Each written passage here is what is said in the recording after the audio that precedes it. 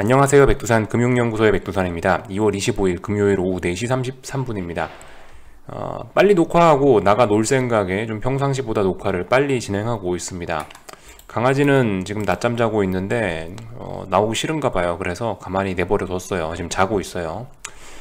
하여튼 자, 오늘은 또다시 아무 일도 없는 조용한 날이었습니다.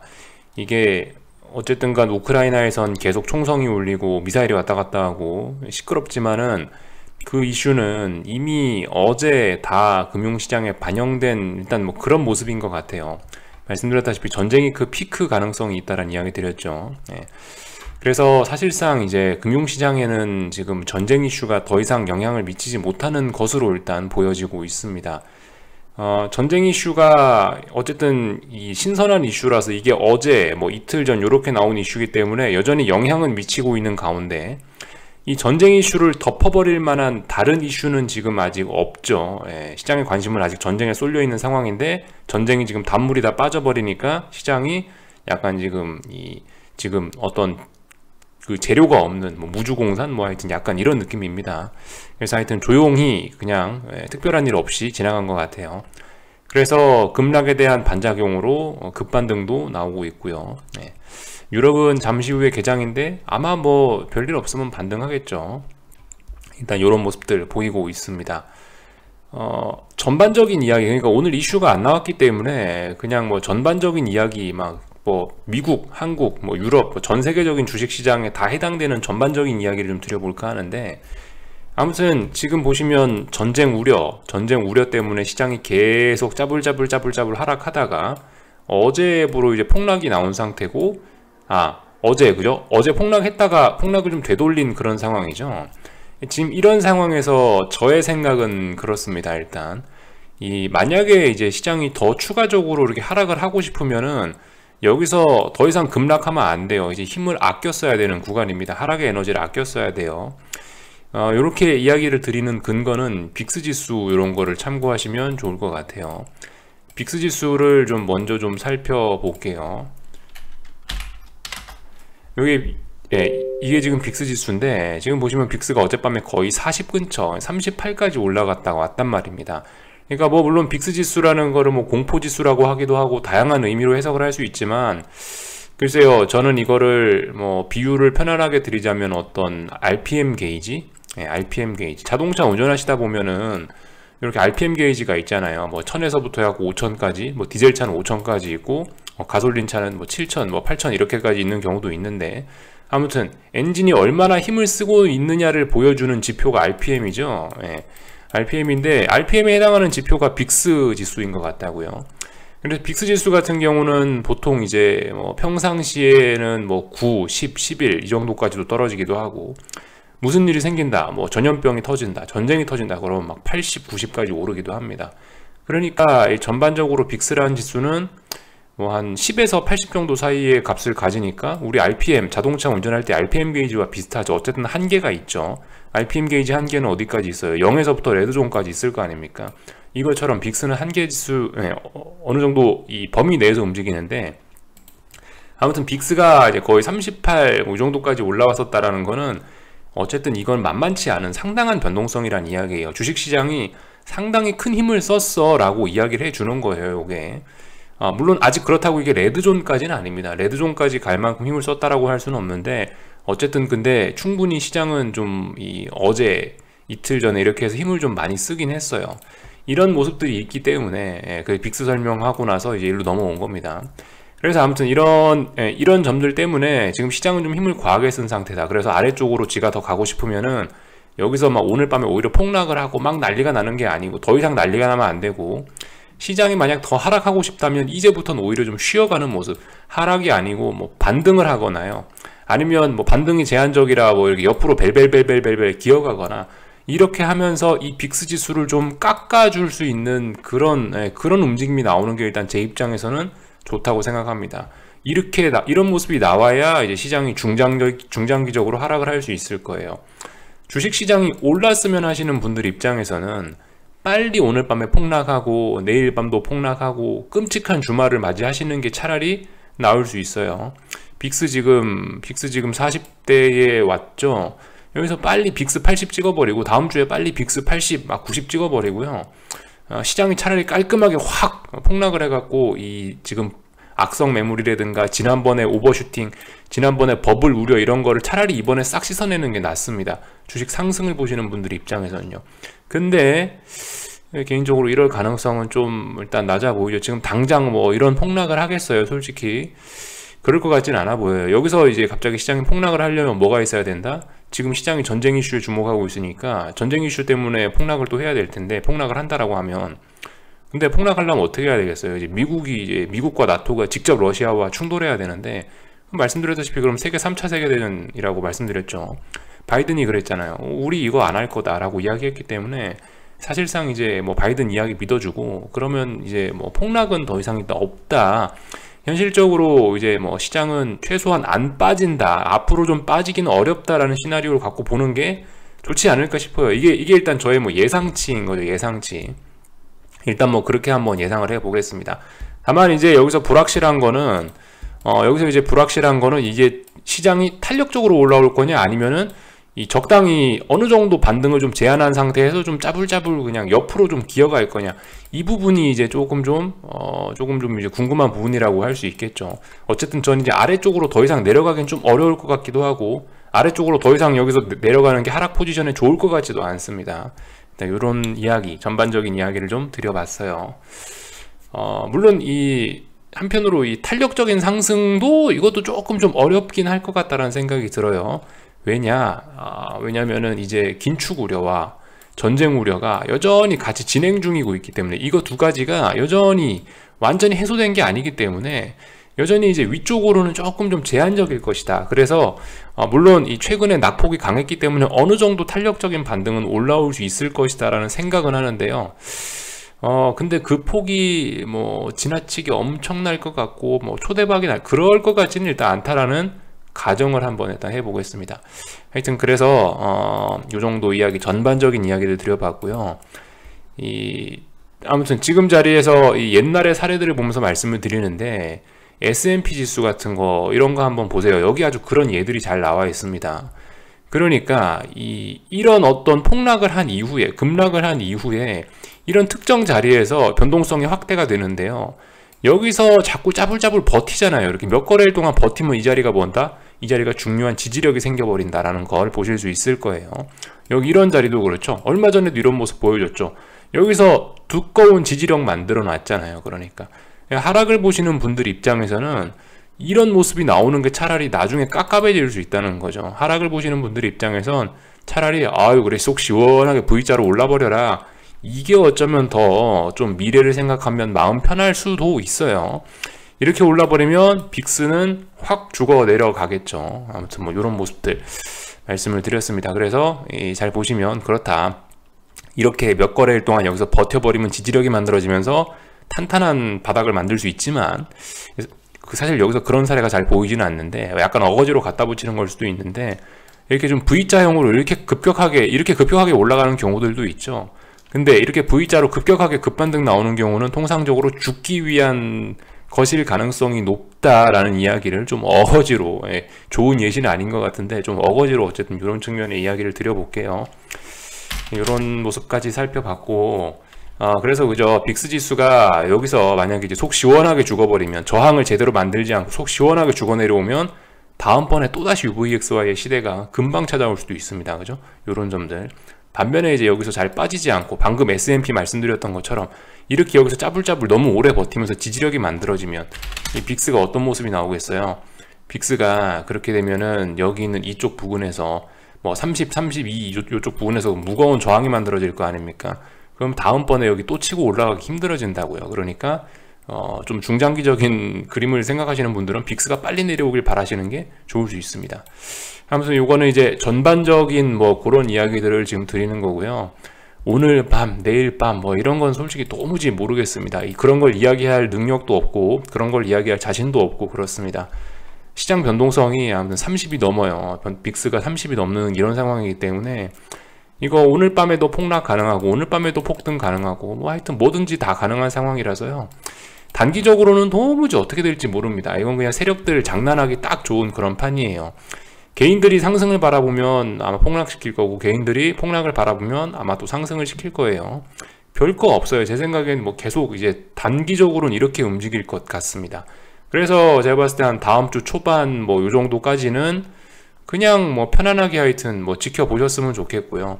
며칠이 지나고 나면 이제 어떤 그림이 나오겠죠. 며칠이 지나고 나면은 뭐 이렇게 뭐 지지력을 제가 만들어 놓든가, 아니면은 뭐 이렇게 이런 모습처럼 급반등을 하든가, 뭔가 어쨌든 결론이 나오겠죠. 며칠 정도는 그냥 일단 지켜보고 그 다음에 이제 숏포지션 움직이는 것도 나쁘지 않을까 싶긴 하다라는 거죠. 뭐 예를 들어서 어젯밤에 미국 증시가 이렇게 탄력적으로 반등했으니까, 야 이제 다 죽었다, 이제 난 이제 여기서 그 반등시 매도 전략이네, 오늘 밤부터 바로 이제 여기서 숏포지션 진입한다, 조금만 좀 더 기다려 보시라는 거죠. 여기서부터 여기까지 빠졌잖아요. 시장이 빠졌으니까, 이건 뭐 한국이고 미국이고 다 공통적으로 드리는 이야기입니다. 여기서부터 여기까지 빠졌으니까 의미 있는 반등이라는 건 뭐예요? 그래도 좀 차트에 자국이 이렇게 나야 될 거 아니에요. 고점과 고점이 높아지고, 단기적으로 고점과 고점, 저점과 저점이 높아지는 단기적으로 그런 모습이 보여야, 그래야 이제 의미 있는 반등이죠. 이건 다시 오늘 밤에 되돌리면 하락 추세 그냥 지속일 수도 있는 거예요.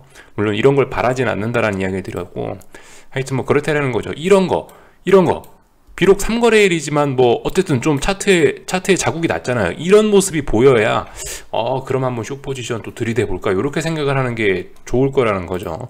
지금 요거 올라왔다고 야 이제 대박이다 이러면서 이제 숏 포지션 막 진입하고 그런 좀 급한 움직임은 안 하셨으면 좋겠다, 이런 이야기를 드리고 있습니다. 그래서 아무것도 하지 말고 일단 조금 더 기다려 보세요. 일단 제 생각엔 뭐 단기 저점 정도는 나오지 않았을까 싶은 생각이 조심스럽게 들긴 하고요.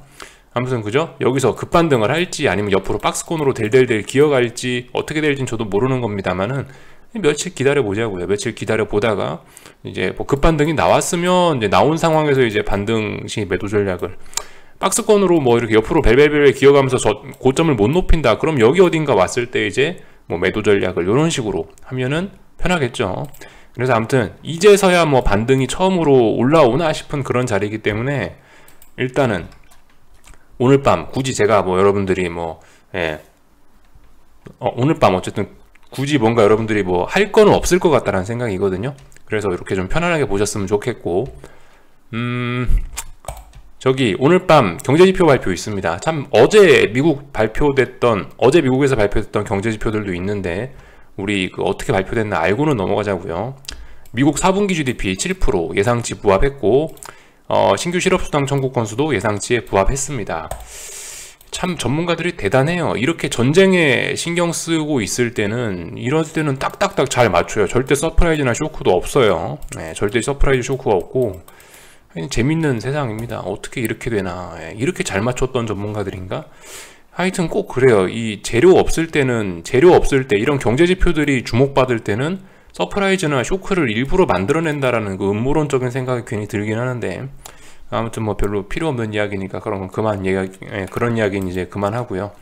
하여튼 오늘 밤에 뭔가 있긴 있는데요. 이거에 시장이 주목할지도 모르겠어요. 아마도 여러분들 이거 주목하셨으면 좋겠어요. PC 프라이스 인덱스, 물가지표죠. 물가지표가 나오니까 요거 주목하셨으면 좋겠습니다. 이게 이제 지난번 값에 비해서 너무 큰 값이 나오거나 너무 작은 값이 나오면 시장이 조금 출렁출렁해서 전쟁 이슈보다 요런 거에 조금 시장이 그죠 주목을 할 수도 있어요. 그러니까 요거는 주목하자고요. 물가지표니까 주목하자고요.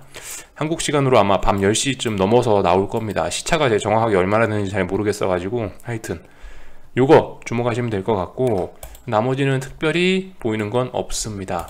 요까지 살펴봤고요. 하여튼 금요일이죠. 금요일이니까 여러분들 주봉 같은 것들 한 번씩 열어보시는 것도 좋을 수 있어요. 일봉만 바라봐서 이게 뭐가 잘 안 보인다 그러시는 분들은 주봉 같은 것도 보면서 지금 어디쯤 와 있고 어떤 그림인가 이런 거를 보시는 것도 좋을 것 같아요. 아무튼 그래서 뭐 이런 모습들 한 번씩 켜보시라 라는 이야기를 드리고, 아무튼 뭐 결과적으로 이번 제가 지난번 한 2주쯤 전에 말씀드린 그거 테스트가 성공적으로 끝나긴 했죠. 일단은요. 일단은 지난번에 여기 폭락을 했다가 여기서 왔다리 갔다리 했다가 아래쪽으로 갈 거냐 위쪽으로 갈 거냐에 대한 테스트가 한 2주 정도 걸릴 것 같다라는 이야기를 드렸는데, 일단은 일단 아래쪽으로 한번 붕괴를 시켰었으니까 일단 방향성은 아래쪽으로 일단 정해졌다라고 보는 게 맞긴 맞을 것 같아요. 근데 지금 상황에서 반등도 충분히 올라올 수 있어서, 그래서 지금 이 지난번 직전 저점 같은 자리를 조금 넘어오거나 이런 일도 있을 수 있다라고 봐요. 그렇지만 지난번에 이 지지선을 붕괴시켰고 박스권 아래로 보냈던 게 이 임팩트가 상당히 컸으니까 무게중심은 아래쪽으로 쏠렸다라고 보고, 혹시나 이제 이 선을 다시 좀 넘어온다 하더라도 다음번 지지와 저항 찾아갖고 반등시 매도 전략 이렇게 하는 게 맞긴 맞겠죠. 그래서 아무튼 요 싸움 방향성들이 일단 아래쪽으로 2주간 싸움 끝에 일단 방향성들이 나오긴 나왔어요. 이렇게 나온 상황이고, 그리고 나서 이제 지금은 뭐 반등할 거냐 말 거냐 고민하고 있는 이런 상황이네요. 요 정도까지 말씀을 드렸고, 그래서 아무튼 미국장 같은 경우 뭐 중요한 지지와 저항, 이제 그 나스닥은 13,800 싸움 하겠죠. 13,800 혹은 여기 직전 저점 싸움, 여기 어딘가가 이제 중요한 저항이니까 여기 어딘가에서 싸움을 막 할 거고요. S&P 같은 경우는 여기 직전 저점 자리, 뭐 4,340이라고 해놨는데 뭐 대충 하여튼 4,340, 4,175 이 정도 사이에서 왔다리 갔다리 당분간 할 것 같은 생각이 듭니다. 그래서 아무튼 오늘 밤은 제가 봤을 때 여러분들 아무것도 안 하셨으면 좋겠다라는 이야기 드리고 있고요. 오늘 뭐 다른 거는 특별히 뭐 볼만한 거 없는 것 같고, 대부분 뭐 다들 뭐 약간 이 전일에 급격했던 움직임에 대한 되돌림들이 나타나는 오늘 그런 날이겠죠. 아무튼 뭐 유가도 오전 중에 말씀드렸고요. 지금 숏 잡는 거는 아무튼 위험할 수 있다. 아직 유가 상승세가 완전히 꺾인 게 아니기 때문에 숏 포지션, 그죠? 최고점을 잡으려는 게 중요한 게 아니다. 예. 최고점을 잡는 게 중요한 게 아니고 어쨌든 수익 내서 먹는 게 중요하기 때문에 추세가 좀 꺾이는 거나 우리 지지선 붕괴되는 거 이런 걸 보고 들어갔으면 좋겠다라는 이야기를 오전에 드렸죠. 그래서 하여튼 지금은 어쨌든 뭐 유가는 계속 좀 올라갈 그런 분위기다라는 거, 95달러 부근의 매물을 소화하고 있는 과정이죠. 뭐 물론 어제 100달러를 그 와중에 100달러 터치하긴 했지만 결과적으로 위에서 밀리긴 했지만은, 아무튼 지금 엄밀히 따져보면 95달러 부근을 넘어가려고 지금 또 매물 테스트하고 있는 그런 과정이 이어지고 있는 것일 수 있어요. 그러니까 차분히 보셨으면 좋겠고, 그리고 참 뭐 러시아 증시 투자하고 뭐 그런 분들이 안 그래도 보이시는 것 같은데, 하여튼 할 수 있다면은 뭐 나쁘지는 않은 것 같은데요. 제가 뭐 러시아에 지수가 뭐가 있는지도 잘 모르겠는데 하여튼 그죠. 참 보면 그 어마어마한 증시입니다. 거의 뭐 40% 가까이 폭락했다가 오늘도 28% 오르고 있어요. 도대체 어떻게 지수가 이렇게 움직일 수 있나. 야, 정말 러시아는 대단하다라는 생각이 다시 한번 들긴 드는데, 아무튼 뭐 좋은 아이디어일 수 있어요. 어쨌든 뭐 지금 뭐 러시아가 뭐 당장 망하고 이런 건 아니니까, 뭐 그래 이런 이슈로 해서 러시아의 유망한 기업들 뭐 혹은 뭐 지수 투자, 뭐 위쪽으로 투자, 뭐 나쁘지 않을 수 있다는 생각은 하긴 하는데요. 아무튼 지금 조심하셔야 될 게, 푸틴이 어디까지 나갈지 모르고, 푸틴이 다음 수를 어떤 걸 둘지 모르고, 미국의 제재가 어디까지 갈지 모르기 때문에 자칫 지금 러시아 쪽에 잘못 투자하셨다가 그냥 푸틴 좋은 일만 시키는 일도 생길 수 있어요. 저도 뭐 이런 거는 경험이 없어서 정확하게 말씀은 못 드리겠는데, 미국이 맘먹고 러시아 경제 제재 했다가 괜히 러시아 쪽에 투자금 여러분들 돈 밀어넣으셨다가 미국의 한마디에 못 찾는 그런 경우도 발생할 수도 있으니까, 아무튼 다른 좋은 투자처 많긴 하거든요. 그래서 아무튼 러시아에 대한 직접 투자 이런 거는 ETF를 통하시든 어쨌든 러시아 쪽에 내 돈을 밀어넣는 거는 조금 어쨌든 좀 그 신중하게 하셨으면 좋겠다라는 생각이 듭니다. 뭐 물론 저도 호기심 삼아서 한번 해보고 싶은 그런 재밌는 투자처이긴 하다라는 생각은 하는데요. 근데 아무튼 그죠, 우리가 뭐 재미로 하는 게 아니죠. 이게 뭐 업이니까. 아무튼 요 정도 이야기 간단하게 드려봤고, 한국 증시는 뭐 특별히 할 말은 없어요. 그래서 지금 이제 뒤로 이야기를 뺐는데, 지지와 저항 체크하는 거죠. 360 넘냐 못 넘냐. 왜 360이 중요하죠? 360에서 370 박스권이었으니까, 그죠? 360, 370이 박스권이었는데 박스권을 붕괴시킨 자리이기 때문에 360이 이제 지금 와서는 중요한 어떤 무거운 저항이 됐죠. 지난 한 달간 넘지 못했던 지난 한 달간 지지했었던 지지력이기 때문에 지금 이제 굉장히 무거운 저항이 된 거죠. 일단 360짜리를 일단 잘 못 넘고 있습니다. 근데 지금 어떻게 될지 모른다고요. 말씀드렸다시피 그 미국 증시를 보면서 방금 전에 조금 전에 막 열심히 설명을 드렸는데, 이게 뭐 탄력적으로 반등이 올라올지, 반등이 뭐 옆으로 벨벨벨 기다가 또 자빠질지, 아니면 또 오늘 밤에도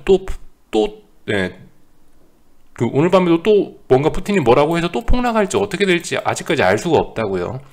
그러니까 하여튼 그 잘 알 수가 없는 깝깝한 그런 상황이니까, 우리 한국 증시 투자자분들이건 뭐 하여튼 전 세계 주식시장 투자자분들은 분할, 그죠? 분할 매집 이런 거 하면 되잖아요. 숏포지션. 이 딱 타이밍 노리면 좋지만 현실적으로 그게 어렵다. 그렇다면 분할로 조금씩 나눠서 이렇게 뭔가 포지션 잡아도 문제 없겠죠. 분할이란 방법이 있을 수도 있고.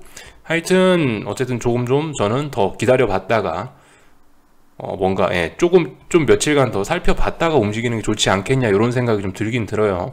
확실히 어젯밤에 급락이, 어젯밤에 장중의 급락이 상당히 심한 편이었기 때문에 뭐 그래도 조금 더 올라올 수 있지 않겠어 라는 게 일단 저의 생각이긴 합니다. 물론 한국 증시 지금 360이라는 자리가 저항이긴 한데, 솔직히 360 조금 더 넘어서 올라올 수도 있을 것 같다는 생각도 개인적으로는 좀 들고 있긴 하고요. 근데 아무튼 어떻게 될지 모른다라는 거, 모르면은 일단 뭐 분할로 접근하시든가 아니면은 뭐 가만히 계시든가 그렇게 하는 수밖에 없겠죠. 어쨌든 근데 일단 무게중심은 아래쪽으로 쏠렸고, 그 쏠린 무게중심을 아직까지 회복은 못하고 있어요. 360 못 넘고 있어요. 이 정도 이야기 드리면 될 것 같습니다. 뭐 옵션 시장 봐도 여전히 풋옵션들이 유리하긴 해요. 여전히 풋옵션들이 유리하고, 뭐 콜은 좀 더 죽어도 이상하지 않는 뭐 그런 상황입니다. 근데 그렇다고 여기서 콜이 내일도 죽으란 법이 있냐?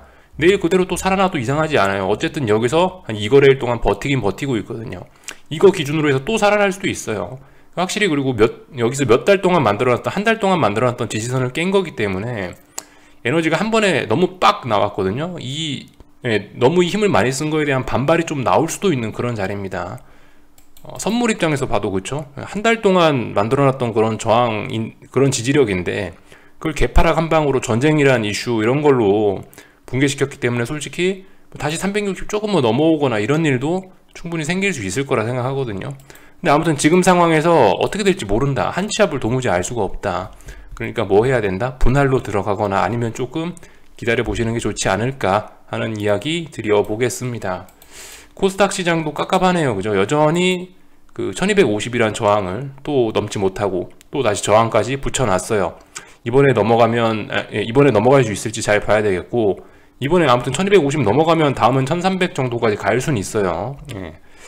이 정도 이야기 드리면 될 것 같습니다. 뭐 한 치 앞을 알 수가 없으니까 여러분들께 뭐 드릴 말씀이 없습니다. 조금 좀 구름이 거칠 때까지, 지금은 좀 뭔가 시계가 안 좋으니까 구름이 거칠 때까지 좀 기다려 보시는 게 어떨까. 잘 모르겠으면 분할로 접근하시든가. 이 정도 이야기밖에 못 드리겠네요. 그죠? 맨날 드리던 이야기긴 한데, 원달러 환율 같은 경우는 1200원이 중요한 어떤 저항이었는데 속 시원하게 한 번에 돌파한 착해서 뭐 일단 그럭저럭 원화 약세 추세에 계속 지속 가능성을 보여주고 있는 모습입니다. 특별히 이상한 거 없고요. 그래서 하여튼 뭐 여기 정도까지 점검을 해봤습니다. 궁금한 거 리플 남겨주시고요. 하여튼 금요일이니까 뭐 일봉만 봤을 때 혼란스러우신 분들은 주봉도 한 번씩 체크해 보시면 좋을 것 같아요. 그럼 일단 여기까지 하고 마치도록 하겠습니다. 한 주간 수고들 많으셨고 월요일날 뵙도록 하겠습니다.